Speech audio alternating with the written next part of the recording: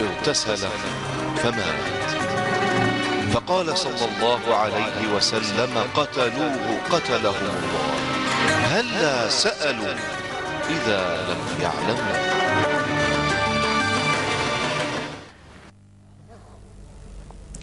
الحمد لله الواحد الأحد، ونشهد أن لا إله إلا الله الفرد الصمد، وصلى الله وسلم على نبيه وعبده محمد وعلى آله وصحبه ومن تبعه. أيها المشاهدون الكرام، سلام الله عليكم ورحمة منه وبركاته. نحييكم ونرحب بكم معنا في هذا اللقاء وفي هذا المجلس الفقهي، وأرحب بصاحبي الفضيلة الدكتور سعيد كويزري، أستاذ الشريعة والقانون بجامعة الزبزو. شيخنا مرحبا بك. مرحبا وسهلا.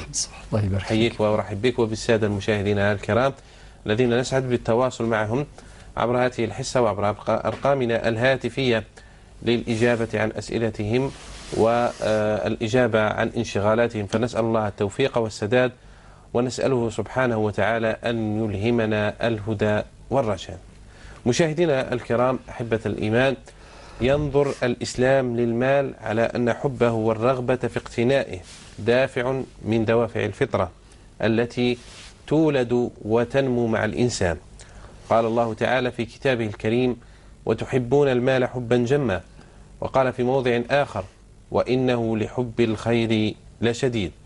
فالإسلام ينظر إلى الإنسان نظرة طبيعية تساير فطرته وطبيعته، وتقر خصائصه التي يتميز بها عن الكائنات الأخرى، فنرى لدى الإنسان غريزة التملك واقتناء المال والسعي إلى تحصيله وتنميته وادخاره. ولكن كل هذا دكتور سعيد مضبوط بضوابط الشرع، أليس كذلك؟ نعم. بسم الله والحمد لله والصلاة والسلام على رسول الله. معاشر المشاهدين الكرام، السلام عليكم ورحمة الله وبركاته. هذه المقدمة اللطيفة التي قدم بها أخي محمد صالح لموضوع اليوم، المال في الإسلام، أتبعها بجواب أقول: بلى، لقد استجاب الإسلام لنداء الفطرة. ما ذكرتموه يا أخي هو نداء الفطرة الذي فطر عليه الإنسان. هذه الفطرة فطر عليها الإنسان من قبل رب العزة جل جلاله، ولكن هذه الفطرة استجاب لها الشرع الحكيم بجملة أحكام وبجملة ضوابط ألخصها فيما يلي.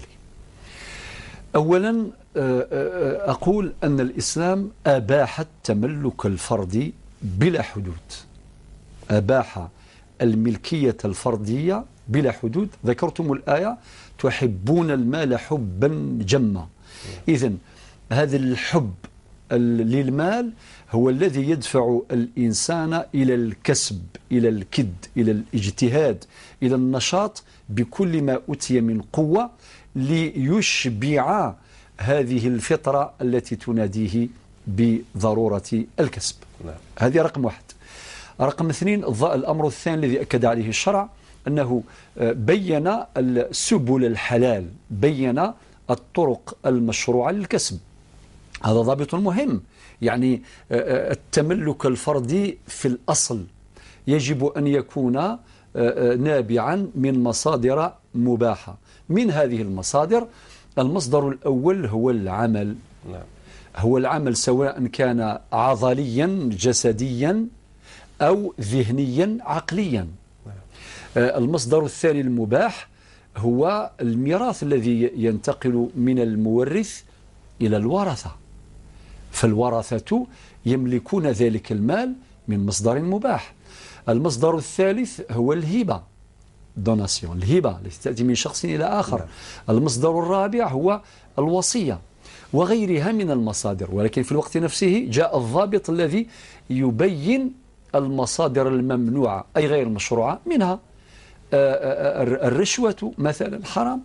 كم من إنسان يتملك ممتلكات ولكن غير مباحة من مصدر حرام اللي هو الرشوة، والأحاديث في هذا الباب كثير: لعن الله الراشي والمرتشي، وفي رواية الماشي بينهما أو الرائش كما في رواية أحمد. طيب، ونجد أيضا منعا آخر أو مصدرا آخر ممنوعا، وهو السرقة، الاحتكار، الربا، عقود الغرر المختلفة التي أشارت إليها السنة. جاءت النصوص القرآنية عامة في كثير من المواضع كقوله تعالى مثلا في سورة البقرة في الآية 188 ولا تأكلوا أموالكم بينكم بالباطل، الآية واضحة، ولكن جاءت السنة مفصلة للمجمل الذي ورد في القرآن الكريم كما قلنا موضوع الاحتكار، موضوع وكذلك الربا يعني في القرآن وفي السنة. رب سبحانه يقول وأحل الله البيع. لماذا أحل الله البيع؟ استجابة نداء الفطرة للكسب والحث على الكسب، وحرم الربا يعني بنص قطعي ثبوتا ودلالة. ثم تأتي السنة فتبين أنواع الربا، ربا الفضل وربا النسيئة وهكذا. إذن والاحتكار يقول النبي عليه الصلاة والسلام الجالب مرزوق والمحتكر ملعون، يعني نصوص كثيرة قطعية تبين المصادر المحرمة للكسب. أكثر من ذلك بعد الكسب أيضا تأتي الضوابط، من هذه الضوابط لزوم الإنفاق من ذلك المال. لقوله تعالى وأنفقوا مما جعلكم مستخلفين فيه. وربنا سبحانه من خلال هذه الآية يقر ويقول لنا جميعا يا معشر الناس هذه الأموال التي تملكونها ليست ملكية المطلقة مؤبدة، ولكن هي ملكية استخلاف، ملكية تفويض. وأنفقوا مما جعلكم مستخلفين فيه. ثم تأتي نصوص أخرى تبين منع التبذير والإسراف ومنع الترف وإلى آخره. هذا النهي هو حماية للمال باعتباره كلية من الكليات الكبرى في شريعة الله عز وجل، وتعتبر مقصدا كبيرا من مقاصد الشريعة الكبرى. وكذلك نجد أيضا نصوص أخرى تضبط هذا المال وتحميه من هذه الحماية المقررة في شريعة الله عز وجل، منع العدوان يعني على المال بالسرقة أو بالاختلاس أو الديتورنمون، كاع هذه الأمور كامل، تحويل الأموال وتبييض الأموال أو غسيل الأموال، كل هذه الجرائم بين قوسين القانون الجزائري قانون الوقاية من الفساد ومكافحته. قانون 0601 الصادر في 20 فبراير 2006 ينص على أكثر من 20 جريمة، بالضبط 25 جريمة، يعني المشرع جرم 25 جريمة خاصة بالأموال، وكذلك 25 فعل يعني وصفوا بالوصف الجرم، بوصف الجرم. وكذلك نجد في قانون العقوبات قبل هذا القانون بدءا من المادة 350 وبعدها الجرائم الخاصة أو المتعلقة بالمال، جرائم الأموال إلى غير. نغلق القوس هذا القانوني وأعود إلى الشريعة فأقول أن الشريعة الإسلامية أيضا منعت من خلال وضع الحد، حد السرقة، والسارق والسارقة فاقطعوا أيديهما، إذن حماية للمال. وكذلك تقرير حد الحرابة، يعني أحكام كثيرة تضبط هذا المال. أولا تجعل الإنسان المالك يستثمره أحسن استثمار. ثانيا يستغله ويستثمره فيما ينفعه وينفع أسرته ووطنه وأمته وإلى آخره. ثالثا يمنع من استغلال المال استغلالا سيئا، لأن هذه النعمة ولا يجوز أن تصرف إلى الفساد، منعا للفساد. ربي سبحانه عز وجل قال ولا تبغي الفساد في الأرض إلى غير ذلك. وفي النهاية نجد هذا المال يصرف في مجاله الطبيعي، في مجاله النافع المفيد للإنسان جميعا. نعم، أشكرك فضيلة الدكتور على هذا البيان، ونمر إلى الأسئلة الواردة. لدينا مجموعة من الأسئلة التي ينتظر أصحابها الإجابة عليها. أولا أختنا أم سيليا من تيزي وزو، نعم، تتفضل بالجواب عن سؤالها. لديكم السؤال فضيلة الدكتور؟ نعم، وعدناها في حصة والصلح خير قد وعدت. نعم. أن تجاب إن شاء الله عن سؤالها. نعم. الأخت أم سيليا تسأل، قلنا نخدم مع واحد البروموتور اللي تاع العقارات، وباتفاق مسبق، باتفاق المسبق أنه كل ما تجيب كليون، تجيب يعني واحد زبون، نعم، مشتري تأخذ النسبة المتفق عليها سلفا وهي 3%. نعم. فهي تسأل، ربما بعض الناس كي يسمعوا برك في المية يعني هذا النسب يعتقدون باللي ربا. لا، هذا العقد شريعة المتعاقدين، المسلمون عند شروطهم إلا شرطا أحل حراما أو حرم حلالا. نعم. فهذا كسب مشروع مادام متفقين 3%. لو كانوا هم يتفقوا 3% بعد ما تجيب مثلا شخص يعني زبون مشتري، وبعدين بعد ذلك تدير عليه الضغط، تقول لازم تعطي له 10%، ولا يجوز مادام فيه اتفاق سلفا. فهذا المبلغ اللي تأخذه هي أم سيليا هذا مبلغ حلال يدخل في الكسب المشروع. نعم. السيدة فاطمة من مهران بعد سلامها تقول: لدي إخوة يملكون من الدين والخلق ما شاء الله، كل يزاول عملا ناجحا، المشكلة أنهم لا يرغبون في الزواج إطلاقا، تقدموا في العمر كثيرا، كلما فتحنا أحدهم في الموضوع أعرض عنه. كانت الوالدة رحمها الله في حياتها تأمل أن تفرح بأولادها، لكن غادرت الحياة والتحق بها أبي دون أن يتحقق الأمل. نصيحة، ماذا أفعل؟ نصيحة باش نقول يا الأخت فاطمة، للأسف يعني هناك هذه الظاهرة موجودة، يعني بعض الشباب بعد ما يتجاوز يعني السن بكثير يوصل 30 35 40 45 50، خاصة كي يتجاوز سن معين خلاص يعني واللي ممكن يموت وهو أعزب. حنقدم لها النصيحة، نقول هذا الأمر في يد الله سبحانه وتعالى أولا. ثانيا الواجب هو أن ينصح هؤلاء. النبي عليه الصلاة والسلام يقول: يا معشر الشباب من استطاع منكم الباءة فليتزوج.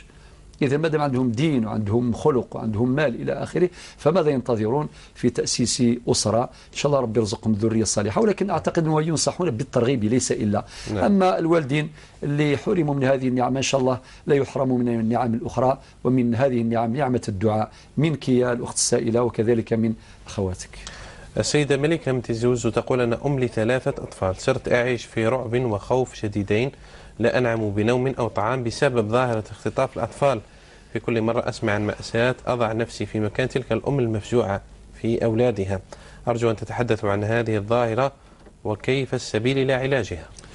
والله يا الأخت، أولا أنك يعني تضعين نفسك في مكان الأمهات الثكالى اللائي يعني رزقنا بهذه المصيبة، هذا أمر طيب. نبينا صلى الله عليه وسلم يقول: لا يؤمن أحدكم حتى يحب لأخيه ما يحب لنفسه. الأمر الثاني أنك تنبهين إلى خطر هذه الظاهرة، هي خطيرة جدا.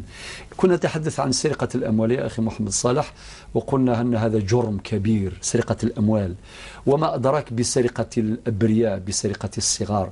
هذه ظاهرة موجودة. طبعا هذا الوقت المخصص للفتاوى لا يعني لا يسعفنا باش نتكلموا بالتفصيل عن هذه يعني في الموضوع. ولكن للتنبيه فقط نقول أولا بالنسبة للأولياء يأخذوا حذرهم يعني في رعاية أولادهم.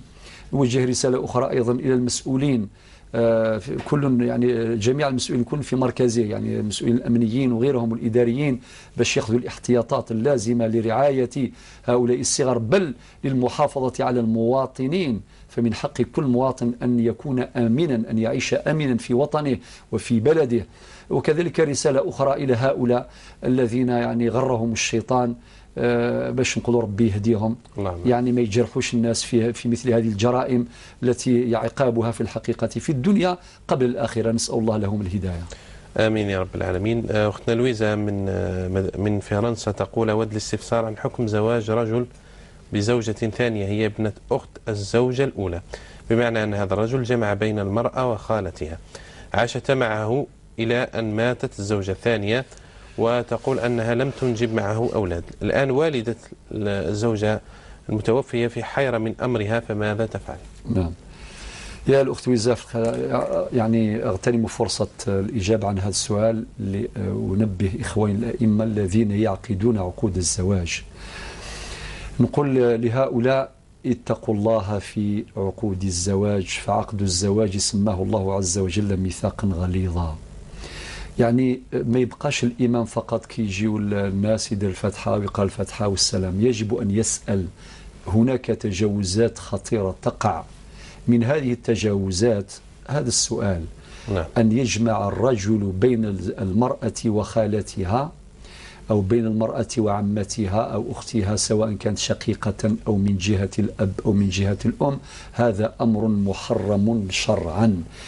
هؤلاء النساء يعني هذا التحريم تحريم مؤقت، دخل في الموانع المؤقتة، بمعنى إذا ماتت زوجته الأولى أو طلقت يجوز أن يتزوج خالة زوجته، ولكن أن يجمع بينهما في الوقت نفسه يا الأخت ويزا هذا حرام. يعني نقولوا دار حرام، وهذا المخلوق درك الآن ماتت، ربي يرحمها، هذا الملف يرجع ليوم القيامة عند ربي سبحانه عز وجل. هذا واش نقدر نقول؟ لأنه هذا حرام. لذلك يؤكد على تنبيه للأئمة الذين يعقدون عقود الزواج، كما يوقع يعني هذا التجاوز، هذا الخطأ في مثل هذا الأمر أيضا في الرضاع.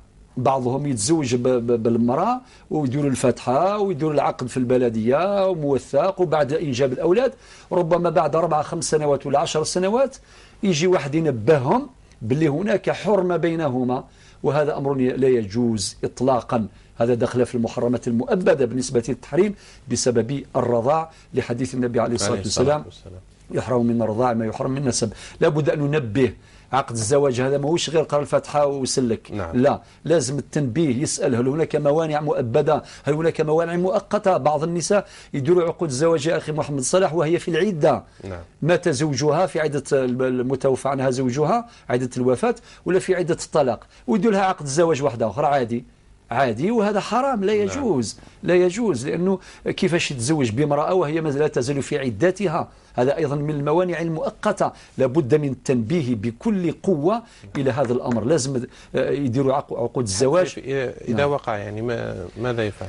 طبعا إذا وقع هذا واكتشف هذا الأمر خلاص التفريق بينهما بقوة الشريعة. ما يجيش واحد يقول الآن لا، باسم الحنان والرحمة والشفقة ورعاية الأولاد وما ذنب الأولاد يبقوا يستمروا في الحياة الزوجية. لا، الاستمرار في الحياة الزوجية بعد ثبوت الحرمة لا يجوز شرعا، واجب التفريق بينهما. نعم، إذا كان لا يجمع بينهما. نعم، هذا. شكرا دكتور سعيد. دكتور سعيد، وردت إلينا أسئلة عبر الصفحة المخصصة للبرنامج هلا سألوا، وعبر موقع الفيسبوك الموقع الاجتماعي. ارتأينا أن نفتح صفحة لإخواننا وأخواتنا ننشر فيها فتاوى المشايخ الأفاضل والإجابة عن الأسئلة التي يكثر عنها السؤال بكثرة، فتكون هذه الصفحة مرجعا لكل السائلين والسائلات. وأول سؤال ورد إلينا من هذه الصفحة، صاحب السؤال شيخ سعيد يسأل أخونا إدريس أنه مقبل على الزواج وهو ذو دخل محدود، فسؤاله هل يجوز شراء الذهب المخصص للمرأة تقسيطا؟ نعم. المسألة يا أخي إدريس مسألة خلافية. نعم. في أكثر من مرة صدرت فتاوى من هذا المنبر تؤكد على أن هذه المسألة خلافية، والراجح هو الجواز. الراجح هو الجواز. نعم. يعني ممكن ذلك اللي يقدر يشري عنده إمكانات يشري اللازم بالمبلغ، يعني يدفعه كاش كما يقولوا، يأخذ طاقم ذهب ويدفع على طول ما دام عنده مال.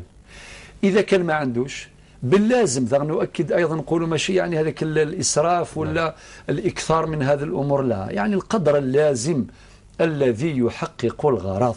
نعم. هكذا الصداق كما قال ربي سبحانه وآتوا النساء صدقاتهن نحلة، وكلمة نحلة في القرآن يعني عن طيب نفس.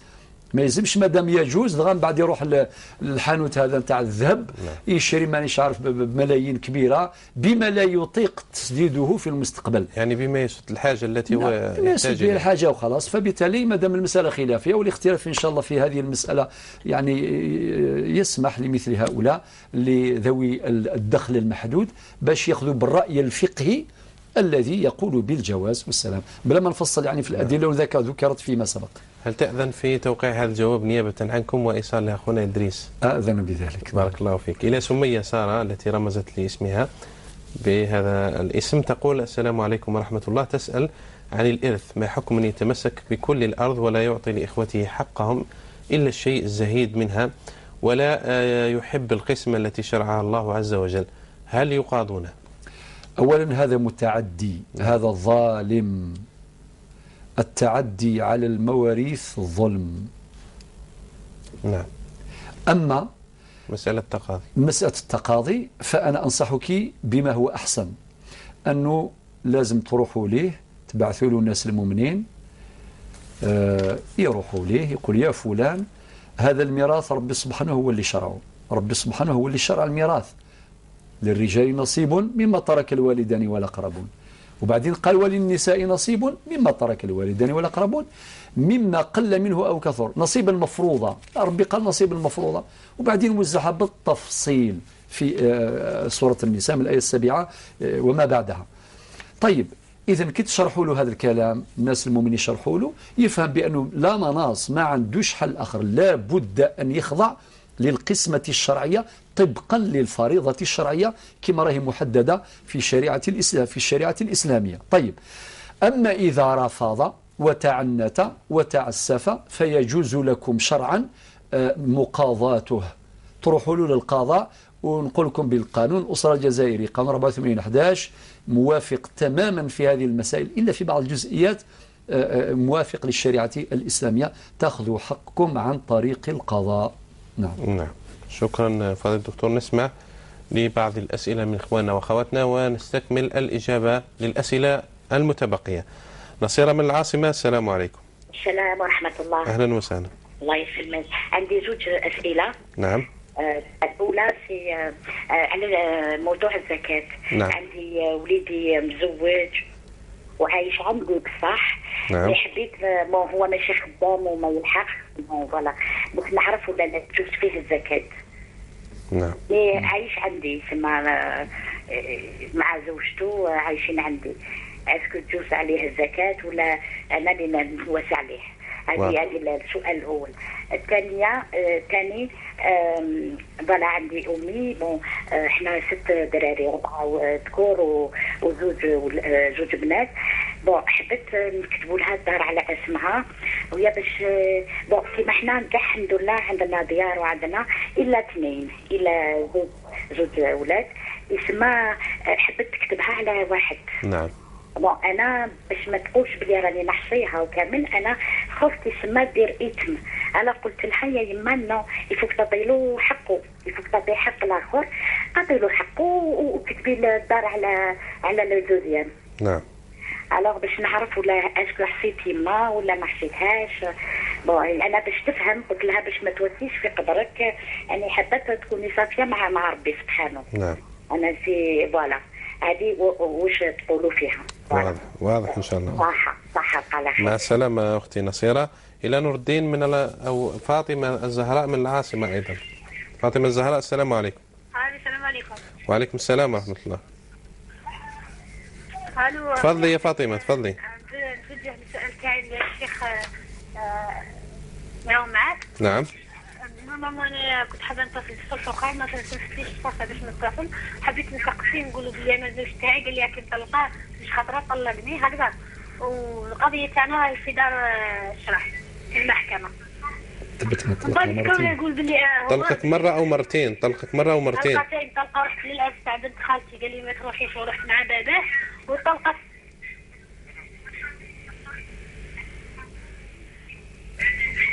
والطلقه الثانيه هذه خطره عندها 11 شهرين برك ملي طلقني وقال لي روحي لداركم ما نسحقكش. من بعد كي رحت لدارنا ولا يقول بلي طلقتها 3 خطرات وراهي حرام عليا باش تزيد تدخل لدارك. يعني انت ثابته الا في طلقتين؟ انا طلقتين برك اللي طلقني اياهم. تم الرجوع بعدين بينهما بعد كان فيه رجوع بين هذه الطلقات ولا لا؟ ايه كان فيه رجوع، بصح هذه الطلقه الثانيه قال لي ما كان، قال لي انا نعم. هذه الطلقه الثانيه انا من الان القضيه نتاعكم في العداله الان. نعم. بصح ديت زعما يا فاطمه نقصي الجهاز التلفاز، اسمعيني من الهاتف. اسمعينا من الهاتف الله يحفظك.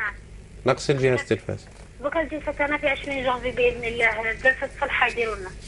بصح هو يقول بلي انا طلقتها 3 خطرات ما نسحقهاش تعاود تولي، هو طلقني 2 طلقات بس. وديت زعما كما قالوا في القران الكريم حكما من اهلها وحكما من اهلي. نعم. ديت الناس الكبار اللي ليا وهو ثاني جاب الناس الكبار قال لهم ما نسحقهاش. وانا عندي معاه 3 دراري.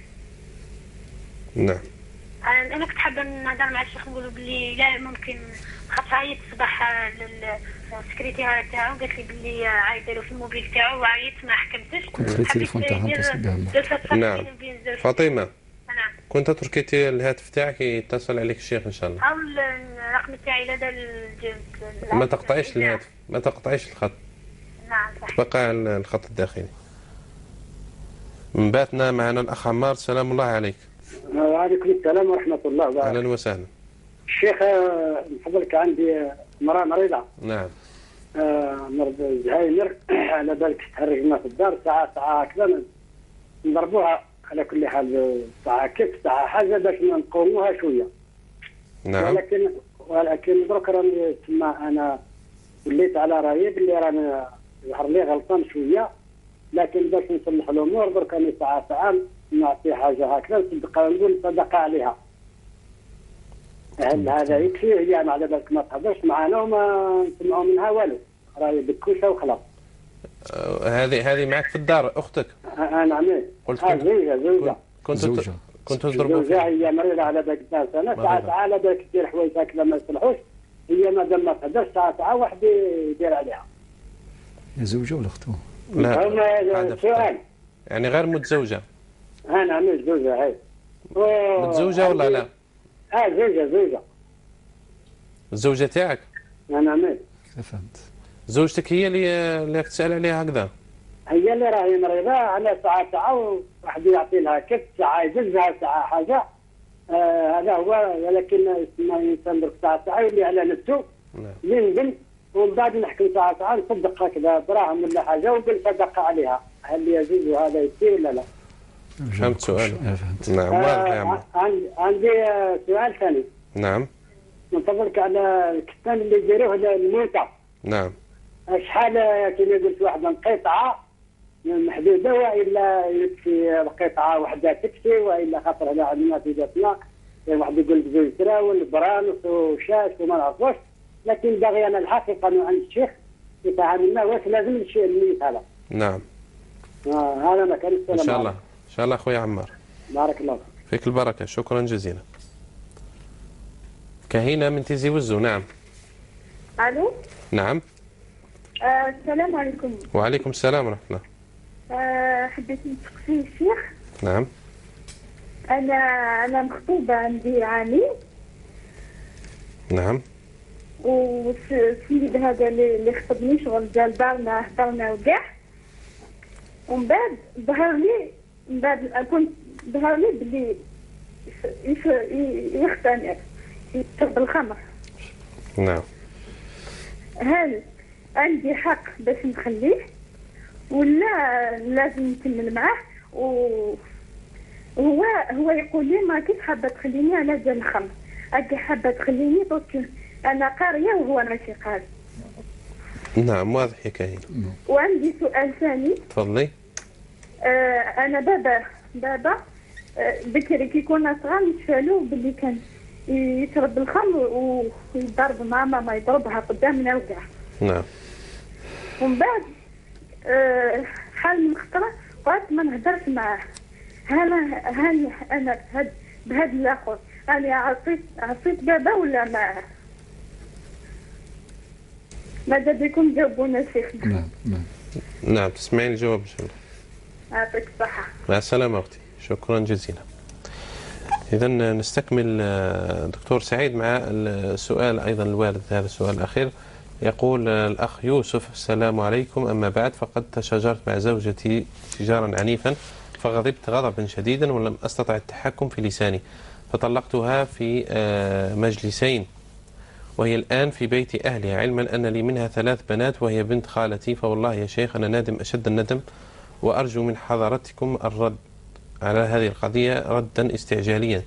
ظهر أنه قل طلقتها مرتين في مجلس وليس فطلقتها في مجلسين. شوف يا أخي الفاضل، نسأل الله نطلب منه إعادة السؤال يعني. نعم. وماذا بك، ولكن جاوب على حسب فهمنا أن نعم. لم يطلقها في مجلسين، ولكن طلقها مرتين في مجلس واحد. نعم. يعني نتصور هذا الأقرب، يعني هذا هو الأقرب إلى الفهم. فإذا كان الأمر كذلك أنك طلقت زوجتك مرتين في مجلس واحد، فالذي نفتي به والمعمول به عندنا هو أنه تعتبر طلقة رجعية واحدة. نعم. يعني المفروض، وهو طلاق بدعي، وأنبه إلى أنه طلاق بدعي.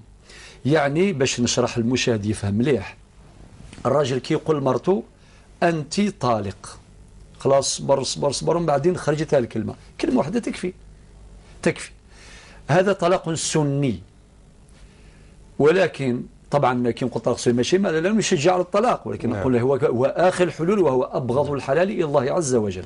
يجب أن يكون هكذا يعني. نعم، ولكن يعني الصورة نتاعو تكون بهذا الشكل باش يكون سني. أما الطلاق البدعي كأن يقول الرجل لزوجته في مجلس واحد، يقولها أنت طالق 20 مرة، ولا أنت طالق 3 أو أنت طالق 30. يعني يربط بالطلاق نتاعو عدد معين، هذا يعتبر طلاق بدعي. ولا يقولها أنت طالق طالق، هذا بدعي. ولا يقولها أنت طالق طالق طالق، يعني يكرر، هذا بدعي. النبي صلى الله عليه وسلم بالمناسبة جاءه خبر، قال له الصحابة فلان طلق زوجته 3 مرات في مجلس واحد. واش قال النبي عليه الصلاة والسلام؟ احمر وجهه وقال أيلعب بكتاب الله وأنا بين أظهركم؟ الطلاق مرة فإمساك بمعروف وتسريح بإحسان، الآية معناها كأنه يعني ينبه إلى أن هذا الأمر ماهوش مخالف للسنة، مخالف للمشروعية. لذلك أنت يا أخي الفاضل أنت راك طلقتها بهذا طلاق بدعي، ولكن اعتبره طلقة واحدة، يعني عندك حق ترجع زوجتك خلال فترة العدة. من نهار اللي قلت أنت طالق، ربي قال والمطلقات يتربصن بأنفسهن 3 قروء، في المدة نتاع العدة هذه تقريبا 3 شهور بلا ما ندخل في الحساب. تقريبا 3 شهور. في هذه المدة سمانة 10 أيام 20 30 40 يوم، إذا رجعتها في هذه المدة كاملة إلى غاية 3 شهور، يعني لم تنتهي العدة نتاعها، عندك حق ترجعها بدون عقد ولا مهر جديدين. تقولها بكلمة رجعتك تكفي. تبعث لها في المكالمة تكفي. وارجع مرتك يا أخي واتق الله وبعد روحك من هذا الهم نتاع الغضب وكذا، وكي تغضب روح خرج لبرا، علاش تروح للطلاق مباشرة. نعم. بارك الله فيك دكتور. معنا محمد من العاصمة. السلام عليكم. السلام عليكم. وعليك السلام ورحمة الله. اسمعني من الهاتف يا محمد. الله يا أخي عندي سؤالي. تفضل. عندي السؤال الأول، أنا عندي الوالدة أمي. نعم. عندها واحد العام اللي توفات. نعم. كي كانت في الحياة هنايا قلت لها ما سلفيني 3 ملايين. نعم. يعني باش نرجعهم لها، يعني في الحقيقة توفات هي. نعم. كي توفات عندها عام ذروة. هل هذوك الدراهم 3 ملايين أنا عندي خوتي 3 وأخواتاتي. نعم. يعني هل نصدقهم عليها أو نعطي له الوراث هذه؟ هما عالمين بهذا المال؟ نعم.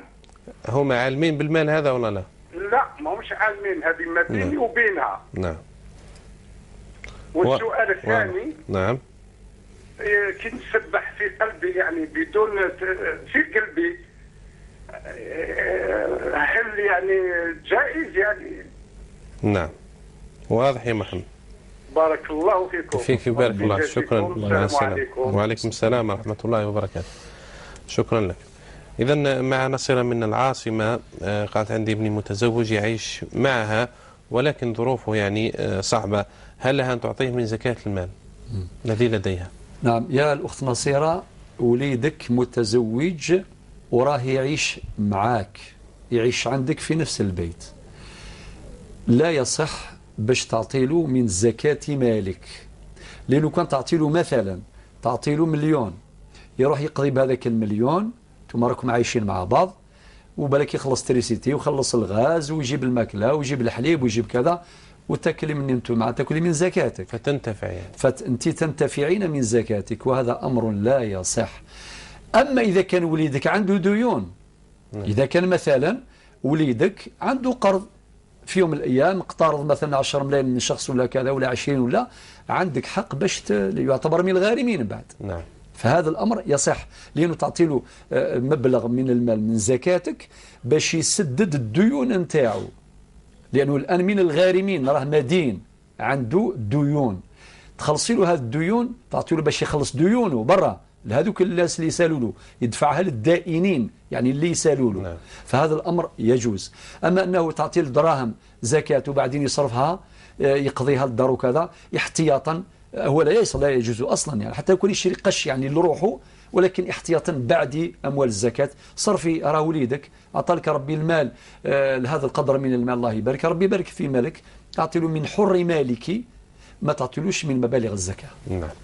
سؤالها الثاني تقول نحن 6 ذكور و2 من البنات، الوالدة تريد كتابة البيت على اسمها هكذا يعني ذكرت، وطلبت منا أن البنت نصيرة طلبت من الوالدة أن تعطي الحق لكل واحد وأن تبرئ ذمتها مع الله تعالى، كأنها أرادت أن تجعل هبة لبعض دون الآخر لولدها. نعم.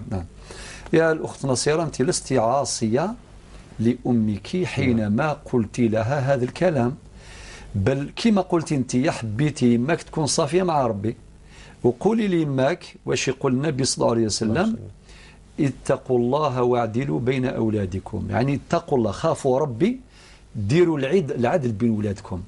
حتى كي يكون أنت قلتي عندنا كاع دياركم بقاو زوج ما عندهمش وكذا، طيب سيدي ربي يرزقهم، ربي يرزقهم، هذيك الدار قسموها بالميراث. نعم.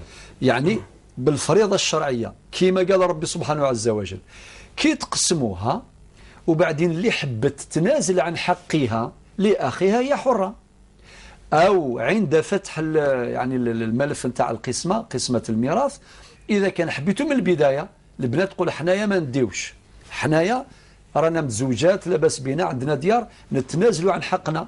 إذا كان هذاك الدار مثلا تسوى 800 مليون، أنتم تنازلتوا على حقكم جميعا لزوج خاوتكم، مادام كاين 4 أبناء صافي زوج عندهم وزوج ما عندهمش، من حقكم ذلك، ولكن بعد فرز الحقوق وبيان الحصص، تبان الحصة، اللي بغى يتنازل هو حر. أما أن الوالدة يعني يماك تستخدم واحد كما يقولوا الاحترام اللي تحترموها ولا شيء من هذا القبيل، وتضغط عليكم وتقول لكم لازم هذا الدار نعطيوها لفلان لوليدي فلان، ما تقبلوا لهاش، ما تقبلوا لهاش، خاطر لو كان يماك تدير هذه الخدمة خالفت شرع ربي سبحانه، ويوم القيامة تتحاسب. وانت ماذا بك يعني ماشي غير انت، غير مع اخواتك تعاونوا عليها، نصحوها باش ترجع للطريق السوي، باش ما تديرش هذا الخطأ، لأنه خطأ ماهوش بدعوى أنه تحب هذا بزاف ولا هذا غاضها إلى غاضها، ولكن الشرع هو شرع. بعد ما كل واحد يأخذ حقه، شفت واحد منهم يعني أكثر احتياجا تعطي له هبة، هذه من الظروف، من المسوغات الشرعية التي تجيز منح الهبة لأحد الأولاد إذا كان محتاجا، فهذا مسوغ شرعي ومبرر يسمح بذلك. نعم. فاطمة الزهراء، واستمعت لسؤالها وانشغالها وقضية الطلاق هذه التي هي الآن تريد الرجوع، للزوج يرفض رجوعها تماما. نعم. هي الآن حسب سؤال الأخت فاطمة الزهراء تقول سمعت طلقتين، يعني الطلقة الأولى 3 طلقات. نعم. الطلقة الأولى وبعدين تمت الرجعة وبعدين الطلقة الثانية. نعم. إذن يا الأخت فاطمة الزهراء حسب الكلام اللي سمعناه منك ما زالوا طلقة ثالثة، لأنه الطلقة الأولى تمت وتمت الرجعة خلاص تنقص من عدد الطلقات، وزاد الطلقة الثانية ربي قال طلقوا مرتان. نعم. بعد ذلك فإمساكم بمعروف وتسريح بإحسان. فلو كانت تكون الطلقة الثالثة بعد الرجعة من الطلقة الثانية، يعني طلقك رجعك، زاد الطلقة الثانية يرجعك، نتمنى وضلك يرجعك، وإن شاء الله ما يزيش يطلقك منه وغادي. ولكن في حالة ما إذا كان تم الطلقة الثالثة بعد الرجعة من الثانية، هذاك هو الطلاق اللي يسميه الفقهاء طلاق بائن بينونة كبرى. نعم. عند الخلاف يا دكتور سعيد، نعم. ما يختلف الزوج والزوجة. نعم. الزوج يقول 3 والزوجة تقول 2، قول من نأخذ؟ نأخذ بقول الزوج، ولكن نعم. المفتي أو القاضي، المفتي أو القاضي عنده السلطة التقديرية حينما يستمع للطرفين. ممكن من خلال الحديث، لأنه نتمنى الأخ محمد صالح نعم. أنه مثل هذه المسائل تطرح مباشرة أمام الإمام، أمام المفتي مباشرة. نعم. في كثير من المرات يتبين لنا، وصلت لي قضايا من هذا النوع كثيرة جدا، كي نسمع تبين باللي المرأة هي اللي عندها ذاكرة قوية. نعم. هو بيبري برك وقيل أبا في مثل هذا الحالة نقول لا، رأيها نفتي برأيها مباشرة. نعم. معناه وطبعا هي إذا نقولها بليها لا يجوز، إذا كان كذبتي فلا يجوز، نحن علينا بالظاهر. يعني إذا أخفيت الطلقة نعم. فهذا حرام عليك. أما أنا أفتيك بما لدي من معطيات من خلال الحوار معكما، تبين لي أنك أضبط منه من حيث العقل يعني. نعم. وذاكرتك أحفظ وأقوى، ممكن ناخذ برايك وما ناخذش برايو. قول يا فو انت مادام ما راكش مسوري ماشي متاكد، ناخذ براي زوجتك نعتبروها غير طلقتين، رجعها وكملوا حياتكم الزوجيه والسلام. لذلك نعطي الأمرين، ولكن إذا كان هو مصر يقول لك لا هذا هو رأي السديد خلاص، وهو قالها باللي ما نستحقهاش. نعم هو يصر على الطلاق. نعم يعني طالب الأخت فاطمة الزهراء نفهموا من كلامه بلي راه مصر على الطلاق، وهي قالت روحنا جبنا الحكمين، وهذا هذا أمر قرآني، يعني حكم من أهله وحكم من أهلها. نعم. فابعثوا حكما من أهله وحكم من أهلها، وهذا قرآن تاع ربي سبحانه عز وجل. إن يريد، بعدين ربي قال إن يريد إصلاحا يوفق الله بينهما. نعم. درك يا الأخت فاطمة الزهراء، إذا كان زوجك هو مصر على الطلاق حتى كتكون طلقة واحدة يطلقك. لذلك نشوفوا هو هذا الإنسان هذا باش نقولوا ربي يهديه يراجع روحه باش ما يتموش 3 أولاد. يا ناس اتقوا الله عز وجل، والله غير تندموا في الدنيا قبل الآخرة. تجنون هذا الأمر. نعم تندموا ندم كبير. ما تشوفوش هذاك زعما شحنة الغضب مش عارف، مرتك هذه ماهيش ملائكة وأنت لست ملائكة، ماشي ملاك أنت ثاني. نعم هذه دنيا واحد والله أحيانا تعجب أخي محمد صالح، واحد يعيش في الدنيا هذه كاش 40-50 سنة ويتلف كاع الآخرة نتاعو. نعم يفسد آخرته. يتصرف بعض الناس تصرفات كأنهم يخلدوا في الدنيا. نعم. كي شغل يعيشوا كاش 40 قرن ولا 50 قرن، يا نعيشوا 7 أيام هذه واش فيها؟ اتقوا الله يا ناس. النبي عليه الصلاة والسلام يقول لك نصيحة لك ولنا جميعا، يقول لا يفرق مؤمن مؤمنة إن كره منها خلقا رضي منها آخر. يعني المرأة تغلط وانت تغلط. نعم. كان عندها حوايج ملاح. نعم. شوف الحوايج ملاح، وذوك هذه يمات ولادك الآن 3 أولاد. نعم يمات ولادك هذه بغيت ولا كرهت يمات ولادك، وهذا المركز نتاعها ما يعطيلهاش قوة باش تراجع ولا هكذا برك ما نسحقهاش. نعم. خلاص يعني حتى يعني ان شاء الله يكبروا هاد الاولاد في الطرح المستقبلي لما نعم. يتزوج واحد والله يحتار في لما يحضر الوالد والوالده نعم. ويجمع بينهما صارت مشكله تكون نعم. فاتحه، الاب لهيه الام لهيه، وهي ممكن تعود زواج وهو نعم. يعود زواج، كوارث، وهذه يدخل من هذه يخرج من. نعم. وبعدين الاولاد يجوا غدوه يسقسيوه معليش. والعريس في حرج، يعني العريس في حرج، نقول له هذه العريس غدوه يقول له يا بابا يا يما علاش حرمتوني من حقي في الدفء العائلي في الحنان. وإذا كان طفلة تتزوج غدوة تقول علاش حرمتوني كي نروح ندير العرس نتاعي يكون بابا ويما معايا علاه. إذا كان مات خلاص الله يرحمه، إذا كان ماتت الله يرحمها، ولكن نكونوا عايشين ولكن متفارقين. ماناش نقولوا لا نحرم ما أحل الله، ماناش نقول هذه الكلمة إطلاقا. هذا مباح الطلاق حلال، ولكن هو أبغض الحلال عند الله عز وجل. نقول للناس ما تروحوش للطلاق إلا إذا كان آخر الحلول، كما المقص في يد الطبيب، ماهوش اللي يروح له للمستشفى ولا العياده يبدا يقطع نعم. فيه، لا يخليه هو الاخر. اذن يا اختي الفاضله هذا واش نقدر نقول لك. فاذا كان طلقتان يجوز لزوجك باش يرجعك الان بكلمه واحده، يرجعك، ونهار اللي تروحوا للمحكمه في جلسه الصلح يوم 20 جانفي ان شاء الله، ثم قدام القاضي القاضيه يقول راجعت زوجتي وتصالحنا، ولكن يرجعك الان يراجعك، وثم يقول خلاص راجعت زوجاتي، باش القاضي يدير المحضر نتاعو والسلام، وتكملوا حياتكم الزوجيه في الامان وفي الهنا ان شاء الله. امين يا رب العالمين. نمر للسؤال موالي عمار من باتنا، قال ان له زوجه مريضه يعني وبكماء لا تتكلم، احيانا يضربها قال بسبب بعض التصرفات ثم يندم ويتصدق عليها. والله يا أخي عمار نعم. يا أخي عمار والله العظيم غير أنت تتكلم وأنا غاطني مرتك يعني نعم. والله غير غاطني كما قال بكوشة بكمة مسكين يا عجبة. نعم. لا حول ولا قوة إلا بالله. اللي ضربوا الأب كم مانيش عارف يعني أمر، لأنه تصورت مرة واحدة بكمة جاءت تبكي لا ندري حتى من ضربها، يعني ضربت ولا ندري لا نفهم لغتها.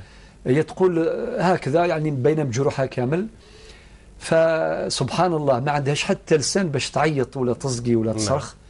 يا أخي عمار واش نقول لك، خافوا ربي هذا واش نقول. نعم لا إله. يرحم من في الأرض يرحمكم من في السماء. نعم. ولكن فيه بذرة تاع خير يعني نعم. الله يبارك فيك. اسمح لي يا عمار، خلط عملا صالحا وآخر سيئا. اسمح لي يا عمار. نعم. ربي يعلم والله ما تحكمت في روحي، الله غالب، ولكن نعم. زين هذا واش نقدر نقول يا أخي اطلب منها سماح. نعم. كلمها بالطريقة اللي تعرف أنت، باللغة اللي تفهمها، هي بلغة الإشارة تفهمها، ويجيب لها هدية تفرحها. النبي صلى الله عليه وسلم يقول اتق الله حيثما كنت وأتبع السيئة الحسنة تمحها وخالق الناس بخلق حسن. نعم. يعني درت هذه السيئة محوها، ماهوش غير بالصدقة. الصدقة ربي تقبلها عليك إن شاء الله، كي تتصدقها وتقول يا ربي تقبل هذه الصدقة على الروح نتاع هذه المخلوقة، إن شاء الله ربي تقبلها، أنت عندك أجر وهي عندها أجر. ولكن قبل ذلك وبعد ذلك جيب لها هدية ليها، فرحها وطلب منها سماح، وإن شاء الله ربي بعد عليك كل هذا العنف على هذا المخلوق إن شاء الله. شكرا دكتور. الآن سؤال ثاني أخونا عمار من باتنا، كم قطعة يكفن فيها الميت؟ الآن يسرى جدا الواسع لدينا هو من باتنا وفي كل والله يرد السؤال عليك يا شيخ، لأنه على بالك هذه كان أحيانا العرف تتدخل في نعم. باش ما نشوشوش على الناس في مثل الأمور نقولوا روحوا الأئمة. نعم. روحوا الأئمة الله يبارك. لا هو الآن مثلا العمامة منتشرة، تكفي الميت في عمامة. نعم. هذا الأمر منتشر يعني. منتشر. هناك من يقول لك لا، الميت يكفن في 3 أكواب، في 3 قطع. في 3 قطع. نعم. مسألة العمامة وما يضاف هذه الأمور يمنعوها، قال لك هي من الزيادة والبدعة. والله يا أخي أنا من الناس الذين يقولون هذا الكلام، يعني نأخذ 3 تكفي، 3 تكفي تستر الميت والسلام دون أن نبالغ. لا نبالغ يعني هي أعراف قديمة وهي أعراف قديمة. ولكن يا أخي العزيز إذا كان شفنا عرف قائم ثابت وكذا باش تكون فتنة، إذا كان أثرنا يعني هذا الأمر، خلي الأمر هذا خلاص يعني عادي. يعني هذا ليس من المحرمات التي يجب أن ننبه إلى خطورتها وندعو إلى القضاء عليها، لا، هذا الأمر دخل في دائرة الإباحة أو يخالف الأولى. خلينا نسميه ندخلوا في هذا الصنف، هو مخالفة الأولى. ومن خالف الأولى ليس حراما، أو مخالفة الأولى ليس حراما. هذا واش نقدر نقول، ونحيل هذا الأمر للأئمة هناك يعني أفضل يعني يوحدوا الطريقة، هم اللي يشرفوا عادة على هذه الأمور نتاع الإفتاء الخاصة بالأحكام نتاع الكفن والموتى، وهذا الذي أستطيع أن أقول. شكرا دكتور. كاينة من تيزي وزو مخطوبة منذ عامين، زوجها أو خطيبها هذا يقع في شرب المسكر والخمر، تركت الارتباط به ولكن يسر، هو يقول أنت تركتيني على جال أني لا أدرس وأنت متعلمة. لا خليه. نعم. قل لك خليه عادي ويحاسبك يعني يا عجبه. وكي قلت له نخليك على جال الخمر، أنا نتمنى باش يدير كيما داروا بعض الناس، كي يجي يخطب تقول له المخطوبة إذا حبيت نتزوج بك خلي شراب اللي سماه ربي، اسمه النبي صلى الله عليه وسلم الخبائث، يعني يمات نتاع الخبائث كاع، معناه يدير الخمر يدير كل شيء. أو كي نرجعوا للسؤال الثاني تاعنا نعرفوا واش كاين. نعم. يعني هو السبب اللي يوصل الإنسان يدير كل الموبقات الأخرى كامل. وكان بعض الشباب في مثل هذه الحالة يرضى محمد صالح يقول خلاص ما دام درتي الشرط نتاعك هذا أنا راضي بالشرط، والمسلمون عند شروطهم، يعني يولي يربح على هذا الزواج. أما أنه أنت قلتي له نخليك على جال شراب، هو يقول لك لا ماشي على جال هذه اللي خليتيني على جال أنت عندك المستوى وأنا ما عنديش، يعني يزيد يسيء الظن فيك ولا يسمى ذي هذه شوك ذيم، يعني باش هذا مين يعطيك الصحة أثا سدة أثا مطوثي نصحان يدي كان يديم لنا فريد العالي باش هذه يفرح ولا مقار خاطئ يسيء فيها الظن يعني، وهذا إثم آخر من جهته. إذن واش نقول لك، إذا كان خليتيه من حقك، لماذا؟ لأنه ما كاينش الهم الكبير كيما المرأة اللي تتزوج بواحد يشرب الشراب، لأنه يجيها على 12 تاع الليل على 2 تاع الليل كذا مسكين يعني. وكل لحظة يطلقها ويضربها وما يفكرش في العواقب ويبذر أمواله، تقول لي جيب لي الحليب والخبز ما يجيب لك، يجيب الشراب ويديروا في الفريجيدير، يديروا في داخل الفريجيدير، يقول لك بلا مزيتك ما عجبكش الحال رفدي قشك وروحي. كل هذا الشيء على بالنا به. لذلك من البداية حسن النهاية من حسن البداية. إذا كان بغى يستقيم مرحبا به نفرحوا به ونحضروا في العرس نتاعكم الأخت كاين، نوعدك على الهواء مباشرة. يا سيدي تمشي معنا محمد صالح. ها والله يبارك عامل الزوج والفريق التقني تحضروا راهم قابلين كاع الله يبارك. يقول لهذا المخلوق هذا يخلي شراب نجيو كامل يا سيدي، نباركوا العرس، نباركوا له محمد صالح ويقال الفاتحة ونقول آمين يا سيدي. وهذا ما كان إن شاء الله يا رب. أسأل الله له الصلاح والهداية يا رب العالمين. آمين. والتوفيق. معنا أم آدم من فرنسا. السلام عليكم. السلام عليكم. أهلا وسهلا يا أم آدم. عندي 3 أسئلة. نعم. فوالا عندي مشكل مع مشغل صغير مع زوجي. نعم. هو يخص ابني في عمره 5 سنوات. نعم. يعني راني نعلم فيه يتبول أكرمكم الله وهو جالس. نعم. وزوجي يعني يمنعني من هذه الحاجة، راهو يقول لي يعني علميه وهو واقف. حبيت نعرف ما هو حكم يعني الشرع في هذا الحاجة. نعم. والسؤال الثاني يخص صلاة النافلة. نعم. ولا نعاودوا نقراو إقامة الصلاة يعني في كل ركعتين. نعم. السؤال الثالث حبيت نطرح الإشكالية تاع أختي الكبرى. عندي أختي الكبيرة مزوجة غير بالفاتحة، ما عندهاش العقد في البلدية. نعم. ويعني زوجها احتكرها، ما يخليهاش، ماشي ما يخليهاش، يعني هي راهي تجي تزورنا. نعم. من داك تجي غير من العمل، لكن هو ما يعني جامي ما يجيبها للدار ولا يدخل ولا يسلم على الوالد. يعني اتكلم معه الوالد تاعي عدة مرات في موضوع هذا العقد، واخي كذلك، ولكن يعني وعدهم باللي يعقد عليها، وللآن صافي 6 سنين وهي مزوجة معاه والعقد في البلدية ما ندارش. حبيت نعرف ما هو الحكم في هذه القضية أيضا. واضح. سؤال هذه الأسئلة عندك 3 أسئلة. نعم نعم. إذا تابعينا تسمع الجواب إن شاء الله. شكرا. بارك الله فيكم. مع السلامة. سامية من البويرة. نعم. سامية من البويرة. نعم.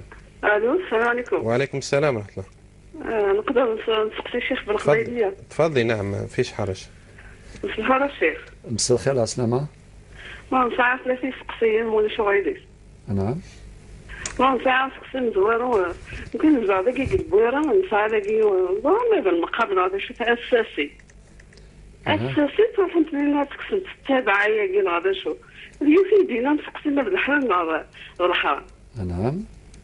ساعة سقسي والسين ساعة أرطرت ظليف أرطرت ظليف بنتظلاد ترى بصراحة باب اللي يلقى بخدمة سجل تساولني بصح تتوق أصنع برقص قطوة الطهور أصنع في السرعة كان خدمة سجل تساول. أي غير خدمة السجود السواي غير خدمة أسمع غلطة. أسمعت غلطة. أيوة. يبان بلي ما في زيادة أفخمة عطري ما في نقصان فخمة وقبل. وبقى سيناتورا ما برز المخمة زيادة سيناتورا للسوري غنخمة سجل الساو وهذا فايماني وقطو العصر ستو. يمكن ناخذ ماتورا يمكن صوري. واضح. السؤال والثلاثة. سؤال والثلاثة إلي ورقز نتاعي شي قصان ديال يتحدد. عميش؟ أيوة. نعم. ناكي نتاعي شي قصان ديال يتحدد راسي سيدري من ما الحلال راسك هذه حجة زادة. نعم. لا الحلال ولا مسكان مع الحرام نعمش. واضح. بارك الله فيك. صديقي بك إن شاء الله. يعطيك الصحة. الله يسلمك. مع السلامة. صحة. شكرا جزيلا. إذا نستكمل شيخ سعيد. معك هنا من تزوج الوالد في الصغر كان يشرب الخمر، وترى كيف كان يضرب أمها. ترسخت في ذهنها تلك الصور، ومن تلك الصور أبغض الوالد وكرهت. الأخت كاينة باش نقول لك هذه من آثار الخمر. لاحظ يعني بابك مادام كان يسكر ويضرب يماك قدامكم. نعم.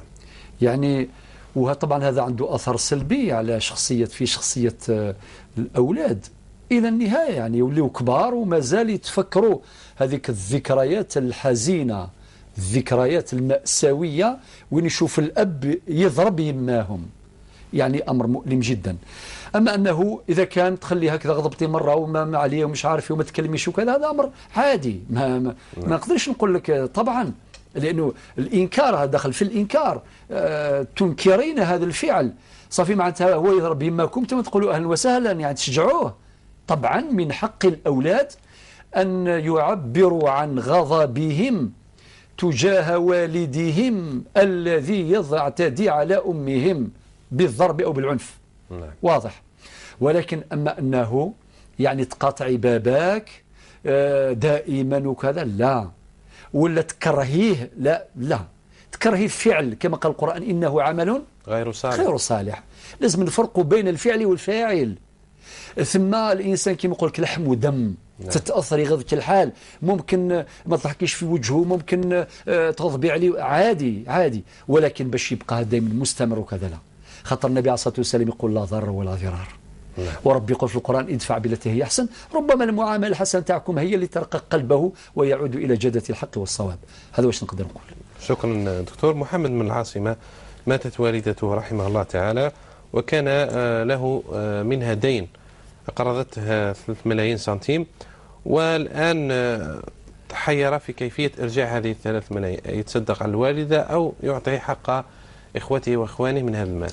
بارك الله فيك على هذا الورع. الأخ محمد جزاك الله خير. هذاك المبلغ دين على ذمتك، لازم تصرح به قدام الورثة، تقول لهم يما سلفت لي 3 ملايين سنتيم 30,000 دينار، وتدخل في الميراث، معناه يتوزع على الورثة.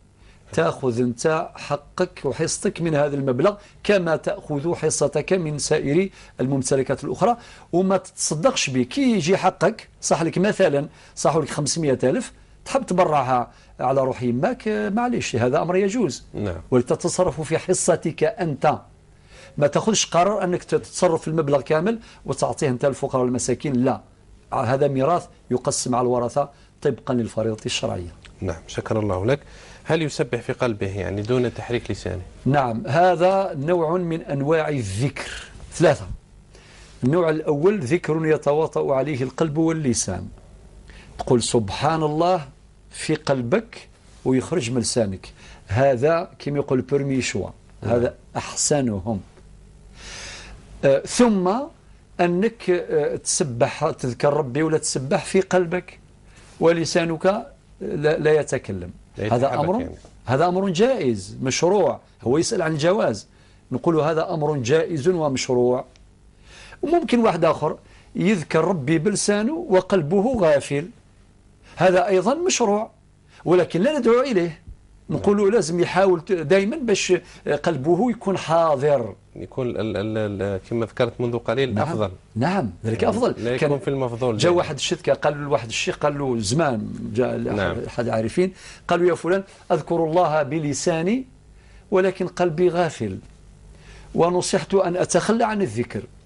قالوا لا إلزم، قالوا محسوب واصل يعني في ذكرك باللسان يدفع به يعني. نعم، لأن الذكر باللسان يؤدي إلى الذكر بالجنان، معناه يولي حتى قلبه يكون يحضر إن شاء الله. إن شاء الله. هذا إذا ذكر بقلبك يعني هذا يجوز، والأفضل أنك تذكر الله عز وجل بقلبك وبلسانك. نسأل الله صلاح قلوبنا يا رب. أمين. آدم فرنسا، مشكل مع الزوج فيما يخص الابن، يعني حالة غريبة جدا أنها تعلم ابنها كيف يتبول جالسا، وحتى يعني تعلمه كيف يتقي النجاسات، ولكن الزوج منعها من هذا الأمر. سبحان الله يا أخت آدم، يعني أحيانا الأسئلة سبحان الله تقف مستعجبا يعني سبحان الله ومستغربا. يا أخي يا أختي الكريمة أحييك، نقول لك الله يحفظك. والله يبارك فيك ويبارك في أمثالك، بارك الله فيك. أنت تعلمي كيفاش يدير السنة ويستبرئ من بوله. أنت النبي صلى الله عليه وسلم يستبرئ من بوله باش ما تقيسوش النجاسات، ويتربى تربية، والتربية من الصغر بالمناسبة من الصغر. أنت يعطيكم الصحة وبارك الله فيك، وزوجك ربي يهديه، لا حول ولا قوة إلا بالله. يعني سبحان الله سبحان الله. الحمد لله كي كاين يوم القيامة، يعني أمور غريبة جدا. غريبة جدا، باش هو يفرح يقول عندي دي جارونتي، عنده ضمانات في الدار في ولاده معناه يماهم تربيهم، يتهنى هو باش يفرح يولي يخرج خرجة كيما هذه. ربي يهديه. للأسف. صلاة النافلة هل تقيم لها كما تقيم للفريضة؟ لا تقيم للنافلة. الإقامة للفريضة وحتى النساء ليس واجب يعني، ولكن النافلة خطأ. كل ما تصلي ركعتين قل الله أكبر، كي تسلمي الله أكبر صلي ما تشاء، وما تنسانيش برك بدعائك. إن شاء الله. انتهى الوقت، كيف نفعل بالأسئلة الباقية؟ ما دام انتهى الوقت الأخت سامية نجاوبك الحد الجاي لا حيانا ربي. وسؤال اختنا ادم من واش بقى اختها الكبيره متزوجه بدون عقد ايضا نجاوب ان شاء الله السؤال الاخير نتاع الاخت ادم. نعم والاخت ساميه ايضا الاحد القادم ان شاء الله. شكرا مشاهدينا الكرام، شكرا لاخونا وشيخنا الشيخ سعيد، وبارك الله فيكم والسلام عليكم ورحمه الله.